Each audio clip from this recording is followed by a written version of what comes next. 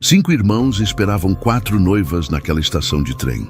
Mas quando desceram 5 mulheres, todas irmãs, desesperadas para não serem separadas e procurando amor verdadeiro, ninguém imaginava que um simples erro de impressão no jornal mudaria o destino de 10 pessoas para sempre. A poeira vermelha subia da estrada de terra quando o trem apitou chegando na pequena estação. Era um dia quente de 1945, daqueles em que o sol parecia derreter tudo no interior. Na plataforma de madeira, 5 irmãos esperavam nervosos, ajeitando os chapéus, limpando o suor da testa, olhando um para o outro sem saber direito o que dizer. João, o mais velho com seus 35 anos, mantinha o rosto sério, mas por dentro estava mais nervoso do que jamais admitira. Fora a ideia dele colocar aquele anúncio no jornal da capital, procurando esposas para ajudar na fazenda, para trazer vida nova para aquela terra que parecia cada vez mais solitária. Agora, vendo o trem se aproximar, ele se perguntava se não tinha cometido o maior erro da vida. Pedro estava ao lado dele, forte como um touro, mãos calejadas de tanto trabalho. Mas naquele momento mexendo nervoso no cinto como se fosse um menino esperando o castigo. Antônio, o estudioso da família, segurava um livro embaixo do braço, mas não conseguia ler uma linha há horas. Sua mente estava longe, imaginando como seria a mulher que escolhera pelas cartas trocadas. Carlos, sempre alegre, tentava fazer piada para aliviar a tensão, mas até suas risadas saíam meio forçadas. E Miguel, o caçula de apenas 22 anos, parecia prestes a desmaiar de tanta expectativa. Ele tinha passado noites acordado imaginando o momento de conhecer sua futura esposa.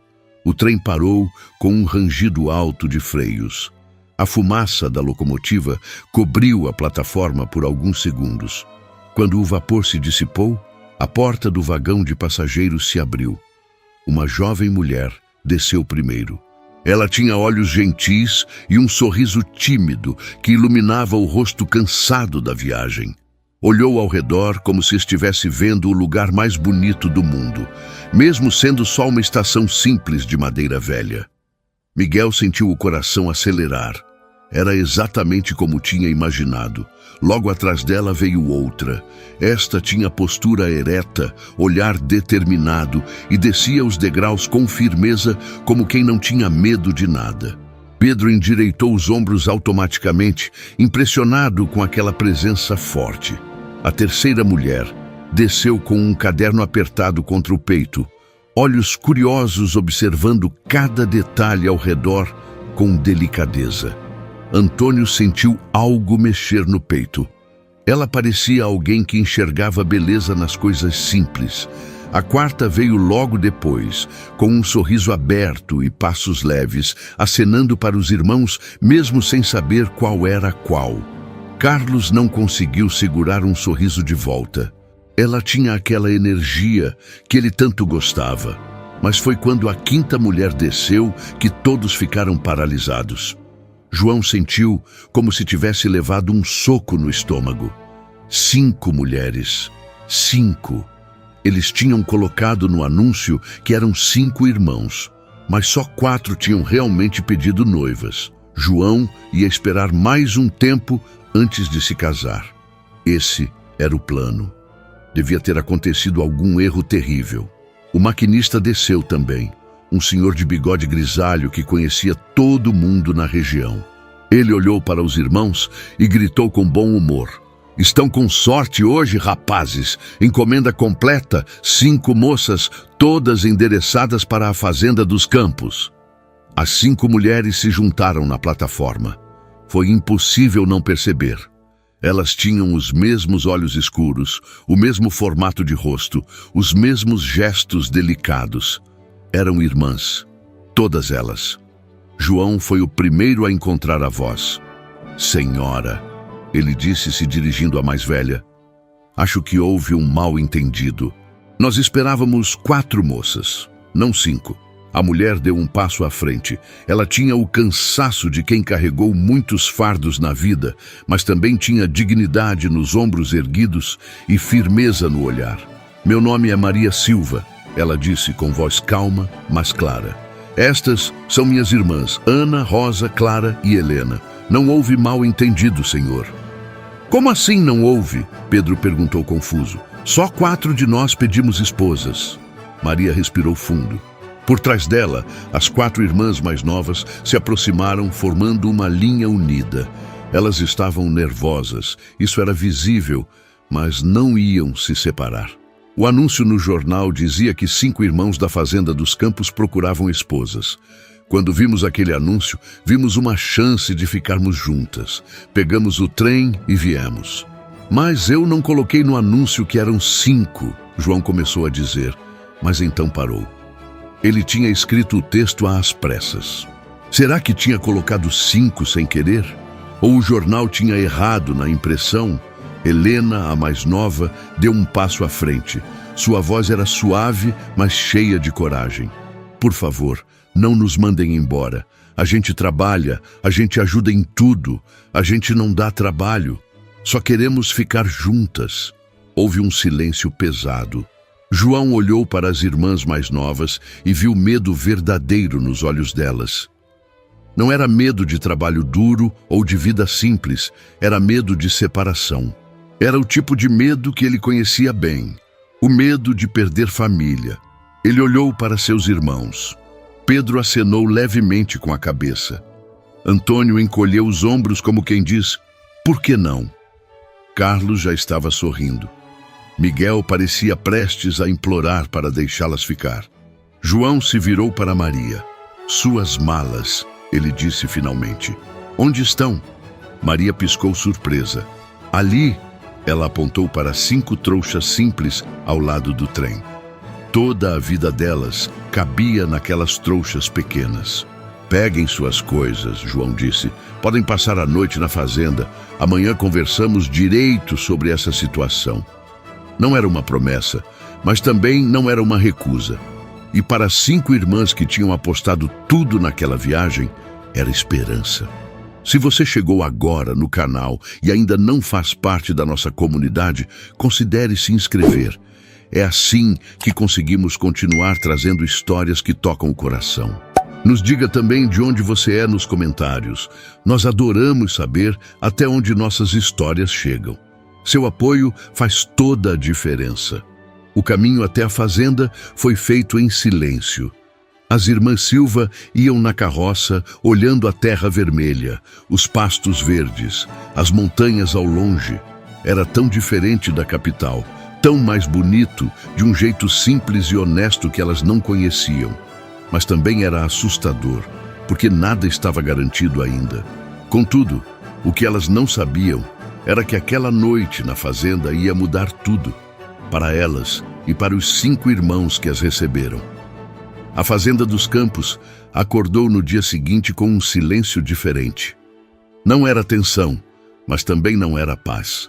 Era aquela sensação de quando algo está prestes a mudar e ninguém sabe ainda se vai ser para melhor ou pior.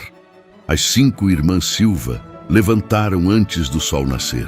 Elas tinham dormido apertadas em 2 quartos pequenos que os irmãos arrumaram às pressas, mas nenhuma tinha reclamado. Quando Maria desceu para a cozinha, encontrou a casa vazia e fria. Os homens já tinham saído para o trabalho no campo. Ela olhou ao redor e viu uma cozinha que pedia cuidado, uma mesa cheia de louça suja, um fogão a lenha que precisava de limpeza. Meninas, ela chamou subindo as escadas, vamos mostrar que viemos para somar. Quando os 5 irmãos voltaram para o almoço, suados e cansados, a casa estava diferente. O cheiro de pão fresco enchia o ar. A cozinha brilhava limpa. A mesa estava posta com toalha, pratos organizados e uma comida que eles não viam há anos. Arroz soltinho, feijão temperado direito, carne com molho que fazia a boca salivar só de olhar. João parou na porta e ficou olhando sem acreditar. Pedro tirou o chapéu devagar, impressionado. Antônio sentiu um aperto no peito, lembrando da época em que a mãe deles ainda era viva e a casa tinha esse cheiro de lar. Carlos soltou um assovio de admiração. Miguel estava com os olhos arregalados. Maria apareceu da cozinha limpando as mãos no avental. "A comida está pronta", ela disse simplesmente. "Podem se sentar." Eles comeram em silêncio naquele primeiro almoço. Mas era um silêncio diferente agora. Cada garfada que João dava, ele sentia o gosto de algo que tinha esquecido existir. Cuidado, atenção, carinho colocado na comida. Quando terminou, ele olhou para Maria e apenas acenou com a cabeça. Não disse obrigado, mas ela entendeu. Nos dias seguintes, as irmãs Silva mostraram que não tinham medo de trabalho. Ana, a determinada, foi direto para o curral ajudar Pedro. No começo, ele tentou dizer que aquilo não era trabalho para a mulher. Ela respondeu, arregaçando as mangas e pegando o balde de ração. "Eu criei porcos na capital quando meu pai ainda tinha o sítio. Pode me ensinar direito ou posso fazer do meu jeito?"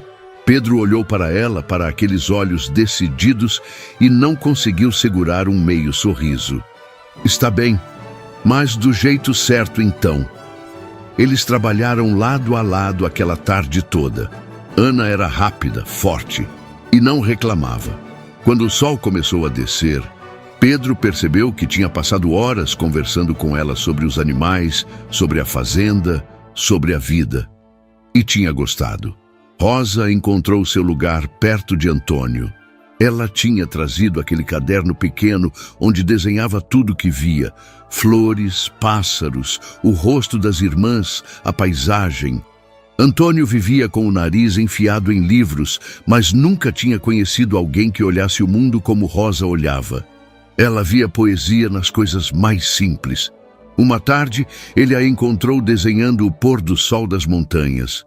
Ficou parado só observando, fascinado pela delicadeza dos traços dela.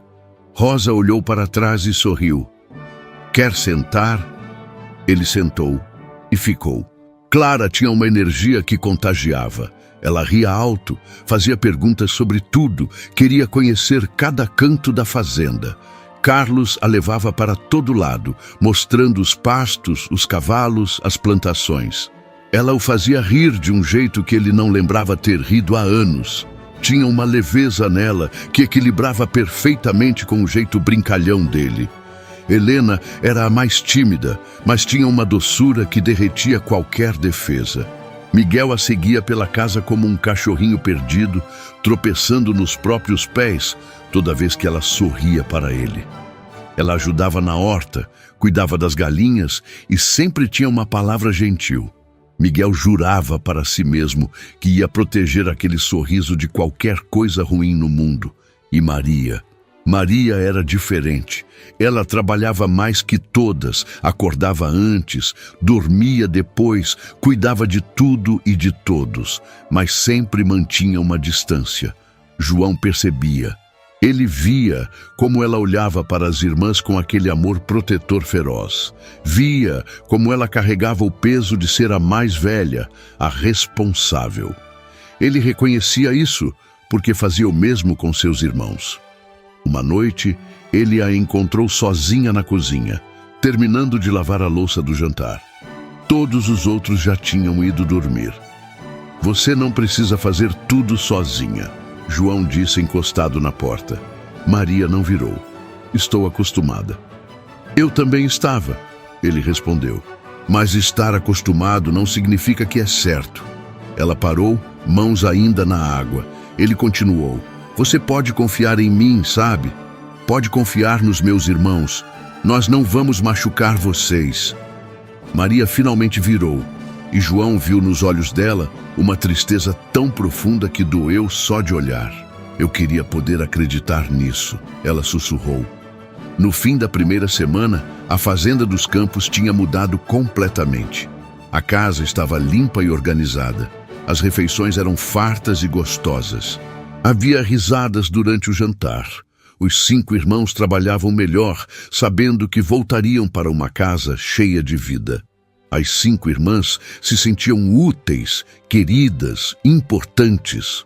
À noite, quando todos se reuniam na sala, parecia quase que eles sempre tinham sido uma família só.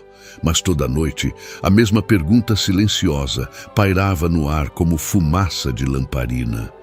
O que ia acontecer quando o tempo acabasse? João tinha dito que elas podiam ficar uns dias.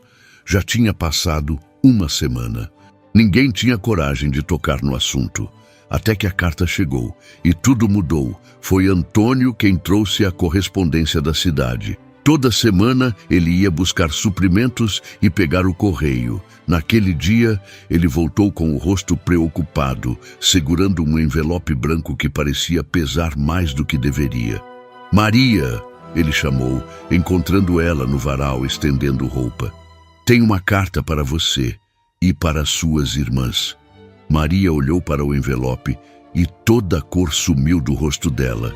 Suas mãos tremeram quando pegou a carta, o selo da capital, a letra que ela conhecia bem demais. Ela guardou rápido no bolso do avental, mas Antônio tinha visto a reação. Está tudo bem? Ele perguntou. Está, ela mentiu, mas a voz saiu fraca demais para convencer. Ela chamou as irmãs para o quarto. Quando a porta se fechou, os irmãos que estavam na casa se entreolharam preocupados. Vozes baixas vinham lá de dentro. Depois, silêncio. Um silêncio pesado, assustador. Quando as irmãs saíram do quarto 1 hora depois, todas tinham os olhos vermelhos. Helena estava tremendo. Clara segurava a mão dela firme. Rosa parecia ter envelhecido 10 anos em 1 hora. Ana tinha o maxilar travado de raiva. E Maria tentava parecer forte, mas estava despedaçada por dentro. Elas trabalharam o resto do dia em silêncio. Não riram, mal falaram. Fizeram o jantar como sempre, mas era diferente. Tinha uma tristeza no ar que deixava tudo pesado. Os irmãos tentaram conversar, fazer piada, perguntar o que tinha acontecido. Elas apenas diziam que estava tudo bem, mas claramente não estava. Naquela noite, depois que todos foram dormir, João desceu e encontrou Maria sentada sozinha na cozinha, olhando para o fogo do fogão a lenha. Ela tinha o envelope na mão, amassado de tanto apertar. Ele puxou uma cadeira e sentou do lado dela. Não disse nada, apenas esperou. Depois de um longo silêncio, Maria começou a falar. Quando nosso pai morreu, nós ficamos sozinhas. Ele tinha um pequeno negócio na capital, nada muito grande, mas dava para vivermos bem. Tinha uma sociedade com um homem chamado Augusto, um homem rico, poderoso, respeitado na cidade. João escutava quieto, vendo o perfil dela iluminado pelo fogo. Depois que papai morreu, seu Augusto disse que papai tinha dívidas enormes. Ele mostrou papéis, documentos, tudo parecendo muito oficial. Disse que papai tinha roubado dinheiro da sociedade, que tinha desviado fundos, mentiras, tudo mentira. A voz dela quebrou, mas ela continuou. Ele ficou com tudo, a casa, o negócio, o dinheiro, tudo. E ainda disse que era generoso em não nos colocar na cadeia por cumplicidade. Nos deixou ficar numa casa pequena nos fundos da propriedade, mas com uma condição. Ele escolheria maridos para cada uma de nós. Homens ricos, amigos dele, homens que aumentariam o poder dele. Nós seríamos moeda de troca. João sentiu a raiva subir no peito. E vocês fugiram. Fugimos, Maria confirmou. Vimos o anúncio de vocês no jornal e foi como se Deus tivesse aberto uma porta, uma chance de recomeçar longe dele, de ficarmos juntas, de sermos livres. Ela finalmente olhou para João e havia lágrimas nos olhos dela. A carta é dele. Ele descobriu onde estamos e está vindo nos buscar. O silêncio que seguiu foi quebrado apenas pelo crepitar da lenha. João processou tudo o que tinha ouvido. Entendeu finalmente por que Maria carregava tanto peso. Porque ela não conseguia confiar. Porque ela protegia as irmãs com tanta ferocidade. Elas não estavam apenas procurando maridos, estavam fugindo de um homem perigoso. Quanto tempo a gente tem? João perguntou. Maria olhou surpresa. A gente? Ele virou para ela, olhos firmes. Você achou que eu ia deixar vocês enfrentarem isso sozinhas? Vocês estão na minha casa. São responsabilidade minha agora. Quanto tempo? Maria sentiu algo se quebrar dentro dela. Pela primeira vez em anos, ela não estava sozinha carregando o fardo. Ele diz na carta que já mandou alguém para nos buscar, que tem documentos provando que é nosso tutor legal, que a lei está do lado dele, que podemos voltar com dignidade ou ser arrastadas de volta, mas que vamos voltar de qualquer jeito. Ele não conhece a gente então, João disse. Ninguém arrasta ninguém da minha fazenda. Ninguém. Pela primeira vez em muitos dias, Maria sentiu uma centelha de esperança. Mas era uma esperança misturada com medo, porque seu Augusto não fazia ameaças vazias. E se ele disse que estava vindo, era porque estava mesmo. E quando ele chegasse, traria todo o seu dinheiro, todo o seu poder, toda a sua influência. E João, por mais forte e honrado que fosse, era só um fazendeiro do interior. Será que seria suficiente? Contudo, ela não sabia que o pior ainda estava por vir. O homem chegou 3 dias depois. Ele veio num carro preto, coisa rara de se ver naquelas estradas de terra. Usava terno bem cortado, sapatos engraxados e tinha aquele jeito de cidade que se destacava no interior como mancha de óleo em água limpa. João estava consertando a cerca quando viu o carro subindo pela estrada. Chamou os irmãos com um assobio. Eles largaram o que estavam fazendo e vieram. As 5 irmãs saíram da casa e ficaram na varanda, próximas umas das outras. O homem desceu do carro e tirou o chapéu. Boa tarde, meu nome é Dr. Mendes. Sou advogado vindo da capital. Ele falou com educação, mas tinha frieza na voz. Estou procurando a senhora Silva. Tenho razões para crer que estão nesta propriedade. João deu um passo à frente. Quem quer saber? Como disse, sou advogado. Represento o tutor legal dessas moças, senhor Augusto Ferreira. Ele está muito preocupado com o bem-estar delas. O doutor olhou para a varanda onde as irmãs estavam. Senhoritas, vim buscá-las. É hora de voltarem para casa. Esta é nossa casa agora. Ana disse com voz forte. O advogado sorriu, mas era um sorriso sem calor. Entendo a confusão, mas legalmente vocês são menores sob tutela. Mesmo você, Maria, pode ser considerada incapaz segundo a lei, precisando de um guardião masculino. Tenho aqui os documentos. Ele tirou papéis da pasta. Pedro caminhou para ficar ao lado de João. Elas não estão indo a lugar nenhum. Jovem, o advogado falou com paciência forçada. Eu entendo que vocês possam ter desenvolvido afetos, mas isso não muda a lei. Posso voltar com o delegado se necessário. Foi então que Maria desceu os degraus da varanda. Ela tinha o queixo erguido, postura ereta e falou com voz clara. Nós não somos menores desamparadas. Eu tenho 28 anos. Ana tem 26. Somos adultas. Viemos por vontade própria. Não fomos sequestradas nem enganadas. O advogado a estudou. Seu tutor alega que vocês foram influenciadas, que não tinham capacidade de tomar essa decisão. Ele tem recursos, tem influência. Pode tornar isso muito difícil para todos os envolvidos. Foi uma ameaça clara. João colocou a mão no ombro de Maria. Doutor, com todo respeito, o senhor pode voltar e dizer ao seu cliente que as senhoras Silva estão bem onde estão. Se ele quiser conversar sobre isso, pode vir pessoalmente, mas não vai levar ninguém hoje. O advogado guardou os papéis devagar.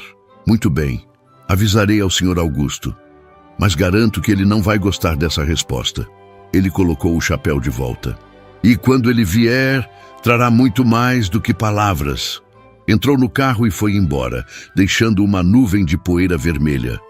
Quando o carro sumiu na estrada, Helena começou a chorar. Clara a abraçou.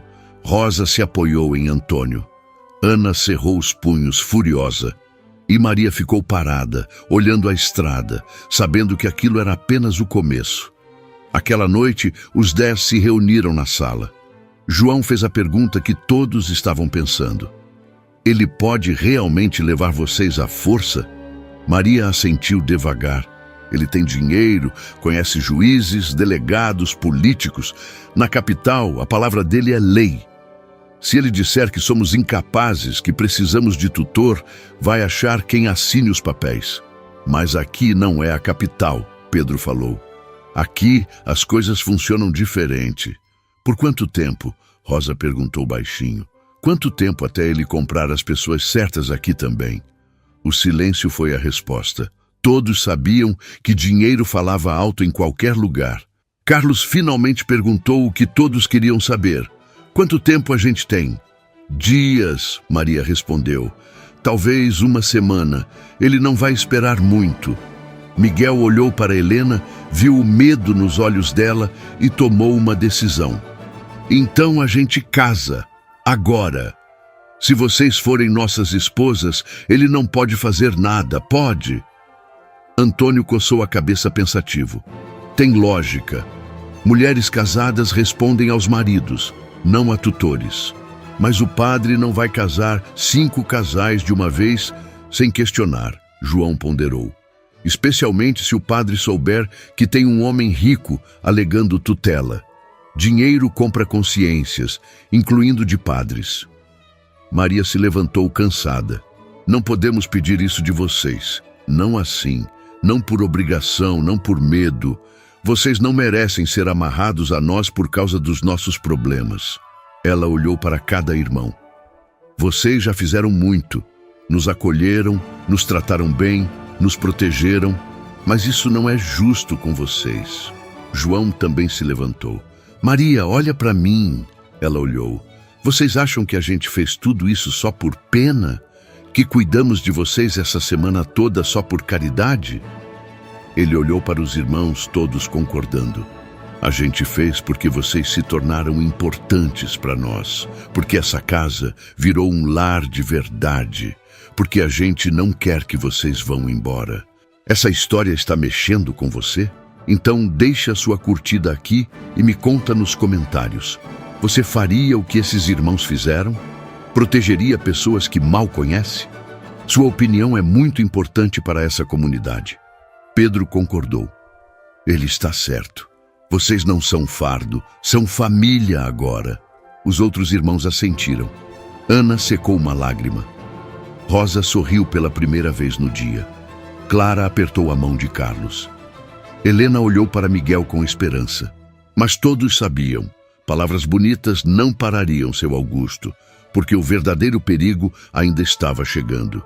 E quando chegasse, traria muito mais do que papéis e ameaças. Seu Augusto Ferreira chegou à cidadezinha numa manhã de sol forte. Ele não veio sozinho. Trouxe 2 capangas, o advogado, e uma arrogância que enchia todo o espaço ao redor dele.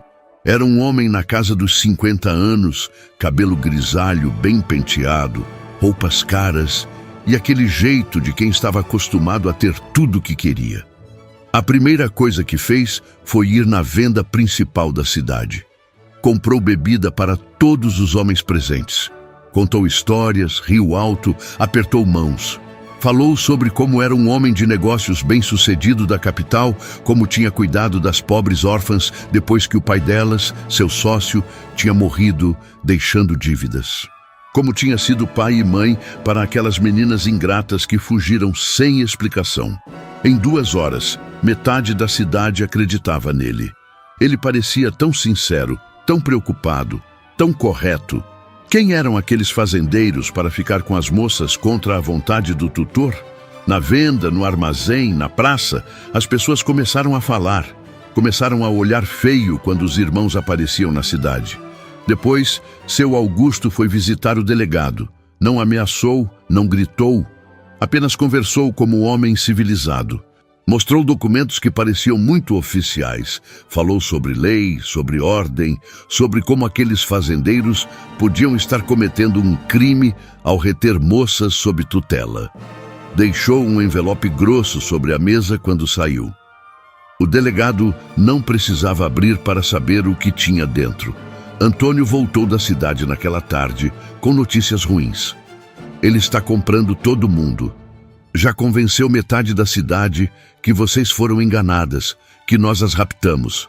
O delegado está do lado dele. As irmãs Silva ficaram pálidas. João cerrou os punhos, mas sabia que violência não resolveria nada. Seu Augusto era esperto demais para isso. Ele estava usando a arma que sempre usava: dinheiro e influência. 2 dias depois, seu Augusto finalmente apareceu na Fazenda dos Campos. Veio no meio da tarde, quando sabia que todos estariam lá. Desceu da carruagem com um sorriso no rosto, como se estivesse visitando velhos amigos.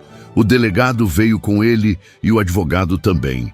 Meninas, seu Augusto abriu os braços teatralmente. Que susto vocês me deram. Desaparecer assim, sem aviso, sem despedida. Fiquei tão preocupado. Maria desceu os degraus da varanda devagar. Nós não sumimos, seu Augusto.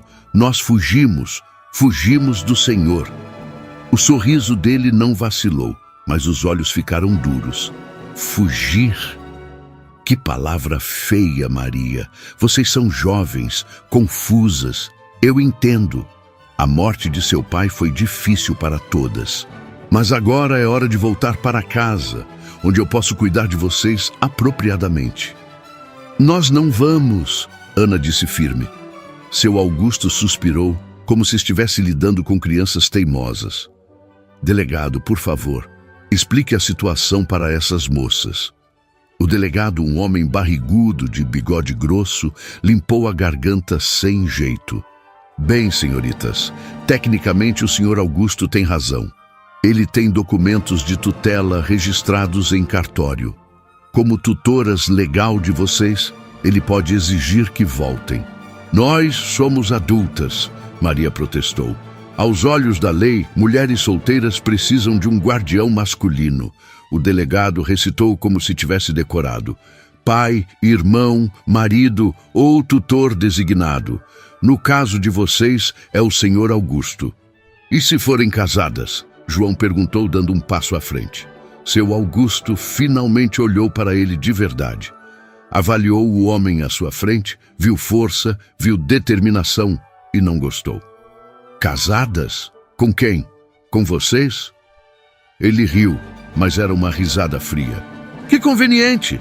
5 homens casando com 5 irmãs exatamente quando eu venho buscá-las. Qualquer juiz veria isso como farsa. Não é farsa, Miguel disse. A gente se importa com elas. Se importam? Seu Augusto caminhou em círculos performático. Vocês as conhecem há quanto tempo? 2 semanas? 3? E já querem casar? Por favor, isso é manipulação clara. Delegado, isso não seria considerado coerção? O delegado coçou a cabeça. Bem, poderia ser interpretado assim, sim, senhor. Se você está acompanhando essa história até aqui, considere clicar em Valeu Demais para apoiar o canal. O botão Valeu Demais é uma forma de ajudar financeiramente nosso trabalho. É assim que conseguimos continuar trazendo histórias emocionantes como essa. Seu Augusto abriu a pasta que o advogado segurava. Eu não queria chegar a isso, mas vocês não me deixaram escolha. Ele mostrou papéis. Eu comprei a hipoteca desta fazenda. Agora sou dono da dívida de vocês. Posso executá-la quando quiser. Posso tomar esta terra, deixar vocês sem nada. O silêncio foi pesado. João sentiu o chão tremer debaixo dos pés. A fazenda era tudo. Era gerações de trabalho da família dele. E agora estava nas mãos daquele homem. Pedro ficou branco. Antônio encostou na parede. Carlos e Miguel olharam para João, esperando que o irmão mais velho tivesse uma solução. Mas João não tinha nada. Seu Augusto sorriu vitorioso. Então vamos fazer assim. As meninas voltam comigo agora, sem escândalo, sem problemas. E eu esqueço essa dívida. Vocês ficam com sua fazendinha, todos felizes. Ele olhou para Maria. Ou posso tomar tudo e levar vocês do mesmo jeito. A escolha é de vocês. Maria olhou para João, viu o desespero nos olhos dele, viu que ele estava prestes a perder tudo por causa delas. Não podia deixar isso acontecer, não depois de tudo que ele tinha feito. Está bem, ela disse com voz quebrada. Nós vamos. Não, João protestou. Mas Maria levantou a mão. Obrigada por tudo, ela disse, olhando para cada irmão. Vocês nos deram mais do que merecíamos, mas não podemos deixar vocês perderem tudo. As outras irmãs choravam, mas concordavam. Não tinha outra escolha. Seu Augusto tinha vencido, de novo, como sempre vencia. Porém, o que ninguém esperava era que alguém ainda tinha um trunfo na manga. E essa pessoa estava prestes a mudar tudo. Antes de levarem essas moças, uma voz nova cortou o silêncio. Talvez queiram ouvir o que tenho a dizer. Todos viraram. Um homem descia de um cavalo perto do portão. Ele era mais jovem que seu Augusto. Vestia roupa simples, mas tinha porte de quem estava acostumado com a autoridade. Caminhou até o grupo com passos firmes. Quem é você? Seu Augusto perguntou irritado com a interrupção. Meu nome é Paulo Roberto. Sou investigador do governo, Escritório Central de Fraudes. Ele mostrou uma identificação. Estou investigando irregularidades nos negócios do senhor há 6 meses. A cor sumiu do rosto de seu Augusto. Isso é absurdo. Eu sou homem respeitado, nunca... O senhor é homem rico, Paulo Roberto corrigiu. Isso não é a mesma coisa. Temos evidências de que o senhor forjou documentos de dívida contra seu antigo sócio, Jorge Silva. Temos testemunhas dispostas a falar agora que sabem que estamos investigando. Temos registros bancários que não batem com os papéis que o senhor apresentou. Mentiras! Seu Augusto gritou, perdendo a compostura pela primeira vez. Quem está pagando você? Esses fazendeiros? Eles não têm dinheiro para isso. Ninguém me pagou, Paulo Roberto disse calmamente. A denúncia veio de um antigo funcionário seu que não aguentava mais a consciência pesada. Ele nos trouxe provas, documentos originais que mostram como o senhor manipulou os livros contábeis, como inventou dívidas que não existiam, como roubou tudo do senhor Jorge Silva e ainda o difamou. Maria levou a mão à boca. Meu pai não era ladrão? Seu pai era homem honesto, Paulo Roberto confirmou. E foi vítima de um criminoso. Ele olhou direto para seu Augusto.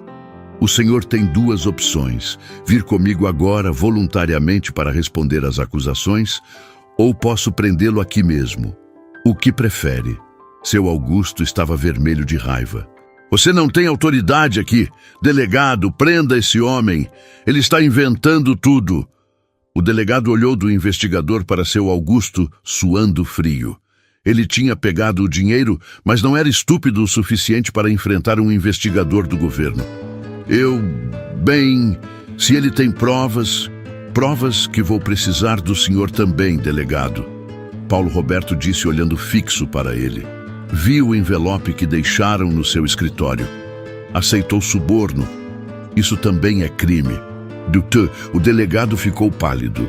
Seu Augusto percebeu que estava perdendo. Tentou última cartada.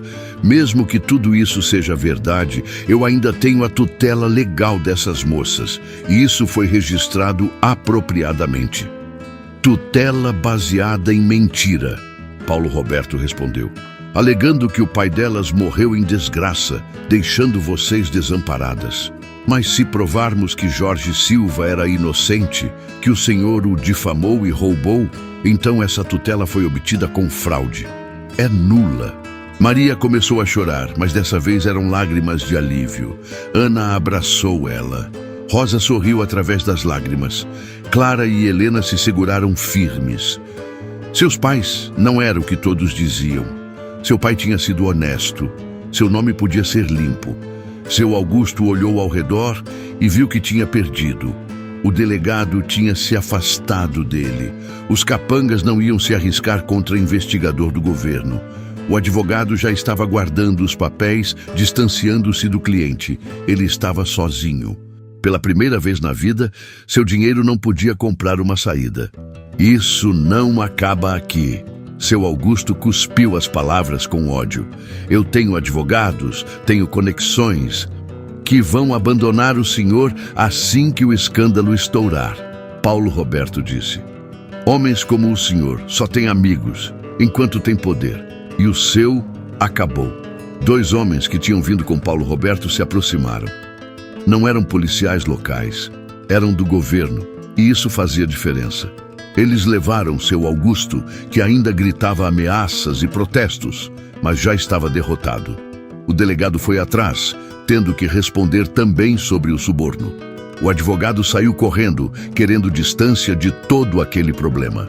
Quando finalmente só restaram os 10 e Paulo Roberto, o silêncio foi quebrado por um soluço de Maria. Ela caiu de joelhos, cobrindo o rosto, chorando anos de dor, medo e finalmente alívio. As irmãs se juntaram a ela no chão, todas chorando abraçadas. João se ajoelhou na frente de Maria. "Acabou", ele disse suave. "Acabou de verdade." Ela olhou para ele através das lágrimas. "Meu pai, ele era homem de honra", João confirmou. "Assim como suas filhas. Vocês nunca precisaram provar nada para ninguém." Paulo Roberto se aproximou respeitosamente. "Senhoritas, vou precisar dos depoimentos de vocês nos próximos dias. Mas podem ficar tranquilas. Seu Augusto Ferreira vai responder por tudo que fez. A propriedade do seu pai vai ser devolvida. O nome dele vai ser limpo. Justiça será feita." "Como podemos agradecer?" Maria perguntou ainda soluçando. "Não precisam", ele respondeu. "Só estou fazendo meu trabalho. Mas se querem agradecer alguém, agradeçam ao antigo contador do seu Augusto, ele que trouxe as provas, mesmo sabendo que perderia o emprego. Consciência ainda existe no mundo." Ele montou no cavalo e foi embora, deixando 10 pessoas que mal podiam acreditar no que tinha acontecido. O pior tinha passado, a tempestade tinha ido embora, e agora, finalmente, eles podiam construir algo verdadeiro. Naquela noite, ninguém conseguiu dormir. Tinha excitação demais, alívio demais, emoção demais. Eles ficaram na sala até tarde conversando, rindo, às vezes chorando, processando tudo o que tinha acontecido. "Vocês podem voltar para a capital agora", João disse eventualmente. "Recuperar a propriedade do seu pai, recomeçar a vida de vocês lá." Ele falou isso olhando para o chão, não conseguindo encarar Maria. A ideia de perdê-las doía mais do que imaginava possível.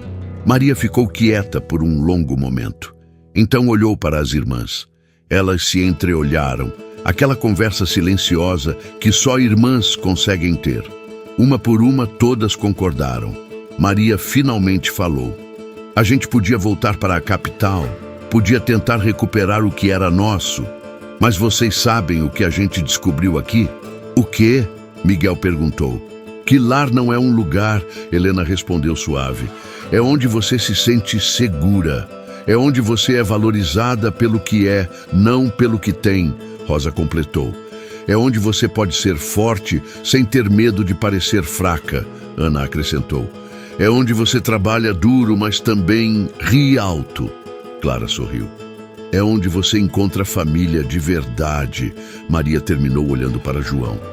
"E a gente encontrou tudo isso aqui." Pedro limpou a garganta emocionado. Antônio empurrou os óculos para cima, tentando disfarçar que estava com os olhos marejados. Carlos deu aquele sorriso largo dele. Miguel não tentou esconder as lágrimas. E João apenas segurou a mão de Maria e apertou. "Tem uma coisa que a gente precisa resolver", Carlos falou. João não pediu noiva. Tecnicamente, Maria veio na conta de um erro no jornal. Então, qual é a situação? Todo mundo olhou para João e Maria. Eles estavam sentados lado a lado, mãos ainda entrelaçadas. Maria corou. João coçou a nuca sem jeito. "Bem", ele começou, "eu não tinha planejado casar tão cedo. Achava que precisava primeiro colocar a fazenda nos eixos, dar estabilidade para os meus irmãos, garantir que tudo estava certo antes de pensar em mim." "Mas?", Maria perguntou baixinho. "Mas?", João continuou olhando direto para ela. "Eu não contava que ia aparecer uma mulher tão teimosa, tão forte, tão trabalhadora e tão perfeita." Ele respirou fundo. "Maria Silva, você chegou aqui por erro." mas ficar seria a decisão mais certa da minha vida. Se você quiser, se você aceitar, eu gostaria muito que você ficasse, como minha esposa. Não foi o pedido mais romântico do mundo. Não teve ajoelhado, não teve discurso bonito preparado. Mas tinha verdade, tinha respeito, tinha amor real, do tipo que cresce devagar, mas fica para sempre. Maria não conseguiu falar. Apenas acenou que sim com lágrimas nos olhos. João a puxou para um abraço apertado, enquanto todos comemoravam. Então são 5 casamentos mesmo, Carlos anunciou. Quando? Logo, Pedro disse olhando para Ana. Antes que apareça outro problema. Tem que ser casamento de verdade, Rosa ponderou. Com padre, com festa, com tudo certo. Padre vai estranhar 5 casais de uma vez, Antônio lembrou. Deixa ele estranhar, Miguel falou. A gente explica que é 5 irmãos que conheceram 5 irmãs. Aconteceu. Pronto. Eles marcaram para 2 semanas depois. Tempo de fazer convites simples, arrumar a casa, preparar comida e avisar a cidade. O padre realmente estranhou, mas quando ouviu a história completa, ele abençoou os casamentos com alegria. Disse que era bonito ver amor verdadeiro, ainda mais em tempos tão difíceis. O dia do casamento foi simples, mas perfeito. Não tinha luxo, não tinha roupa cara, não tinha decoração extravagante, mas tinha amor. Tinha comunidade. A cidade inteira apareceu, curiosa no começo, mas logo contagiada pela felicidade daqueles 10 jovens. As 5 irmãs usaram vestidos que elas mesmas costuraram, simples, mas lindos. Os 5 irmãos vestiram o melhor que tinham, cabelos penteados, barbas feitas, sorrisos nervosos. O padre casou os 5 casais, um de cada vez. Pedro e Ana, que se prometeram trabalhar juntos sempre, lado a lado, iguais. Antônio e Rosa, que juraram criar uma vida cheia de beleza e conhecimento. Carlos e Clara, que prometeram manter o riso vivo mesmo nos dias difíceis. Miguel e Helena, que se comprometeram a cuidar um do outro com gentileza. E João e Maria, que fizeram votos de liderança com amor, proteção com liberdade, parceria verdadeira. Não teve lua de mel, fazenda não parava, mas não precisava. Cada dia era começo de algo novo. A fazenda dos Campos prosperou como nunca, com 10 pessoas trabalhando juntas, unidas, cuidando uma das outras, a terra produzia melhor. Os animais eram mais saudáveis. A casa estava sempre cheia de vida, de risada, de comida boa e amor melhor. Nos anos que se seguiram, chegaram crianças, muitas crianças. A fazenda que antes era silenciosa e solitária, agora explodia com o som de gente pequena correndo, brincando, crescendo. As 5 irmãs criavam os sobrinhos juntas, assim como tinham sonhado. Os 5 irmãos ensinavam os filhos a trabalhar a terra, a respeitar a família, a honrar a palavra. A história deles se espalhou pela região, virou lenda. As pessoas contavam sobre as 5 irmãs que fugiram da opressão e os 5 irmãos que as acolheram. Sobre como o amor verdadeiro não precisa ser perfeito, só precisa ser honesto. Sobre como família não é só sangue, é escolha. Anos se passaram na fazenda dos Campos e cada ano trazia algo novo. A propriedade cresceu, não porque ficaram ricos, mas porque trabalharam com dedicação e amor. Compraram terras vizinhas, aumentaram o rebanho, plantaram mais, construíram casas novas para acomodar as famílias que cresciam. Maria e João tiveram 4 filhos, 3 meninos fortes como o pai e uma menina decidida como a mãe. Maria ainda acordava antes de todo mundo, mas agora não era para carregar fardo sozinha. Era para ver o sol nascer sobre a terra que era dela de verdade. João ainda era homem de poucas palavras, mas aprendia a dizer "eu te amo" todo dia, porque tinha aprendido que as coisas importantes precisam ser ditas. Pedro e Ana tiveram gêmeos no primeiro ano, e mais 3 depois. Ana continuou trabalhando no campo mesmo grávida, teimosa como sempre. Pedro aprendeu que ter mulher forte do lado não diminuía ele, aumentava. Juntos eram imbatíveis. Ela o ensinava a ser mais paciente. Ele a ensinava a descansar às vezes. Equilibravam um ao outro perfeitamente. Antônio e Rosa transformaram um cômodo da casa em pequena biblioteca. Colecionavam livros, ensinavam as crianças a ler, escreviam cartas para todo mundo. Rosa continuou desenhando e Antônio começou a escrever sobre a vida no interior. Eles tinham 2 filhos quietos como eles, que passavam horas lendo embaixo das árvores. Era a paz que os 2 sempre quiseram. Carlos e Clara enchiam a casa de barulho e alegria. Tiveram 5 filhos, todos tagarelas e risonhos. Clara organizava festas para qualquer motivo, porque acreditava que vida era para ser celebrada. Carlos a acompanhava em tudo, feliz por ter encontrado alguém que amava a vida tanto quanto ele. A casa deles era onde todos se reuniam, onde sempre tinha comida extra e porta aberta. Miguel e Helena foram os últimos a ter filhos, mas quando tiveram, veio uma menina que era a coisa mais doce do mundo. Miguel a tratava como princesa, mas Helena garantia que ela crescesse sabendo trabalhar também. Eles tinham o casamento mais tranquilo, mais suave, mas não menos profundo. Eram melhores amigos além de marido e mulher. A fazenda dos Campos virou ponto de referência. Quando alguém precisava de ajuda, ia lá. Quando tinha festa, era lá. Quando precisava de conselho, procurava João e Maria. Eles se tornaram pilares da comunidade sem tentar, apenas sendo quem eram. Boas pessoas que tratavam todo mundo com dignidade. Certa vez, anos depois, apareceu uma jovem mulher na fazenda. Estava fugindo de casamento forçado. Não tinha para onde ir. Maria a recebeu, deu comida, deu abrigo, deu esperança. Você não está sozinha, Maria disse. Nunca mais vai estar. Ela ajudou a moça a recomeçar, assim como ela mesma tinha recomeçado anos antes. Virou tradição. A Fazenda dos Campos era refúgio para quem precisava, porto seguro para quem estava em tempestade. O nome de Jorge Silva, pai das irmãs, foi oficialmente limpo. Documentos provaram sua inocência.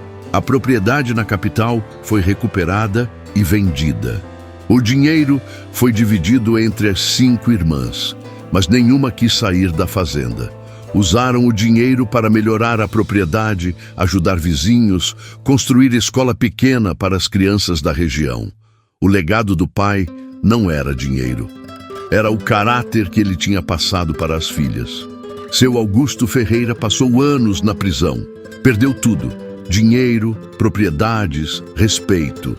Ninguém na capital queria associação com ele depois que os crimes vieram à tona. Morreu solitário e amargo. Exatamente o oposto das pessoas que ele tinha tentado destruir. Em noite de inverno, quando as crianças já estavam dormindo e os 10 adultos se reuniam em volta do fogo, Maria olhou ao redor e sentiu gratidão profunda.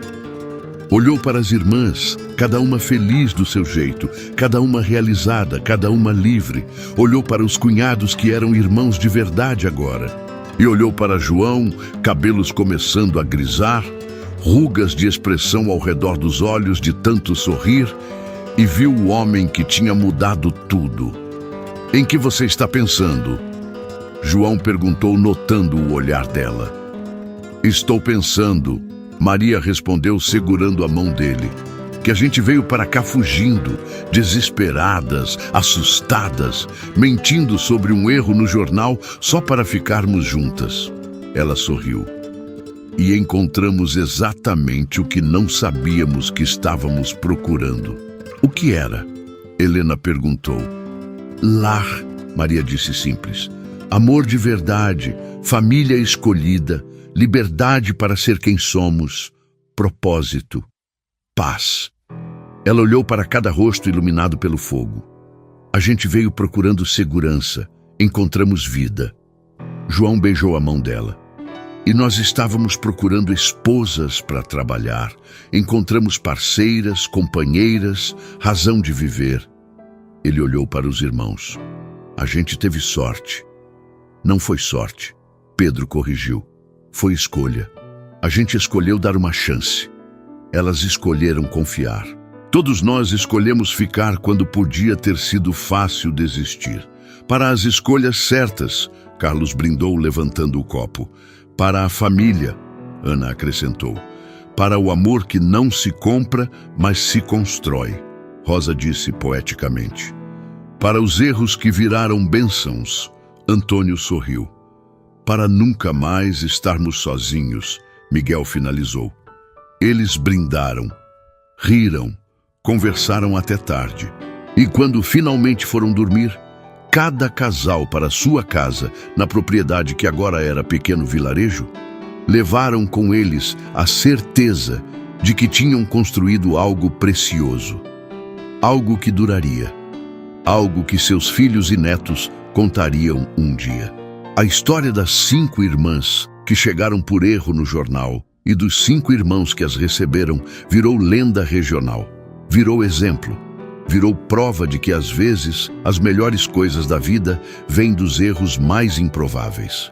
Que amor verdadeiro não precisa de perfeição, só precisa de honestidade, trabalho e coragem de escolher ficar mesmo quando fica difícil. A Fazenda dos Campos continuou por gerações. Os netos cresceram ouvindo a história, os bisnetos também, e cada um aprendeu a mesma lição. Família não é só sangue, é quem fica, é quem trabalha junto, é quem escolhe amar todo dia, mesmo nos dias difíceis. É lar. E assim, com amor, trabalho e fé, 5 irmãos e 5 irmãs provaram que os finais mais bonitos são aqueles que a gente constrói com as próprias mãos, um dia de cada vez, uma escolha de cada vez, até que vira vida inteira de felicidade. Se você acompanha o canal e essas histórias já fazem parte da sua vida, considere se tornar membro. Você terá acesso antecipado às histórias, entre outros benefícios. Chegamos ao final de mais uma história emocionante. Se você gostou e quer continuar recebendo histórias como essa, se inscreva no canal e ative o sininho. Me conta aqui nos comentários, essa história te fez lembrar de alguma situação da sua vida? Qual foi a parte que mais te tocou? Muito obrigado por estar aqui e fazer parte desta comunidade que cresce todos os dias. Você é muito importante para este canal. Até nosso próximo encontro.